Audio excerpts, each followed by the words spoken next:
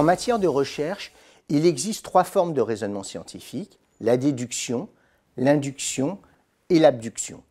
Intéressons-nous tout d'abord à la déduction.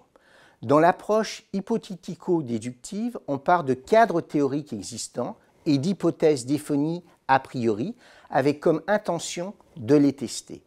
La méthode hypothético-déductive peut par conséquent être comprise comme une opération consistant à prendre comme point de départ des propositions de portée universelle comme des lois, théories, modèles, dont on va tirer des hypothèses qu'il s'agira de tester sur le terrain. À l'inverse, dans l'approche inductive, on part cette fois de la réalité du terrain. Il y a une absence de connaissances préexistantes, en vue cette fois de générer une théorie enracinée au sens de Glaser et Strauss. L'induction est donc le raisonnement par lequel on passe du particulier au général, des faits aux lois. La théorie enracinée n'a donc pas comme objectif de produire une description dense et détaillée d'une situation particulière, mais bien de découvrir une théorie pouvant être transférée à d'autres contextes. Mais ce qui est intéressant, c'est qu'il existe aussi un troisième mode de raisonnement scientifique, moins connu, voire méconnu, à savoir l'abduction, notion développée par Peirce et Blog et plus récemment par Gerhard Koenig dans le champ des sciences de gestion. Quelles sont finalement les différences entre l'abduction et l'induction ? Alors que l'induction vise à dégager par l'observation des régularités indiscutables, connaissances certaines, l'abduction consiste à tirer de l'observation des conjectures qu'il convient ensuite de tester et de discuter.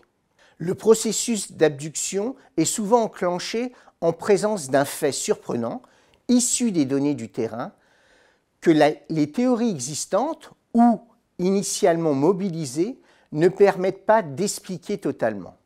Ceci va donc provoquer un questionnement chez le chercheur dans la mesure où ses connaissances actuelles ne lui permettent pas d'expliquer le phénomène observé. L'abduction doit donc se voir comme un raisonnement qui conduit le chercheur à s'affranchir de certaines théories institutionnelles ou légitimées afin de laisser libre cours à son jugement critique et à son imagination. Cette démarche va ainsi permettre d'élaborer des théories alternatives susceptibles d'apporter de nouvelles grilles de lecture pour expliquer ce que l'on observe sur le terrain. L'abduction est donc une forme de raisonnement déductif, mais qui n'a pas la prétention d'être infaillible. Il n'y a pas ici de statut de vérité. Ainsi, on est en présence de trois grandes formes de raisonnement scientifique. Tout d'abord, la déduction, qui prouve que quelque chose doit être. Il y a aussi l'induction, qui va montrer que quelque chose est réellement agissant. Et enfin, troisième mode de raisonnement, l'abduction, qui suggère simplement que quelque chose peut être et qui demande que la connaissance envisagée puisse être discutée et testée ultérieurement. Ainsi, dans l'abduction, on ne peut affirmer avec certitude qu'une explication constitue la cause réelle d'une observation. L'incertitude peut porter sur la plausibilité de l'explication ou concerner la validité de la connaissance ayant permis l'explication. Le chercheur se positionne ici dans une démarche de progrès et non de vérité.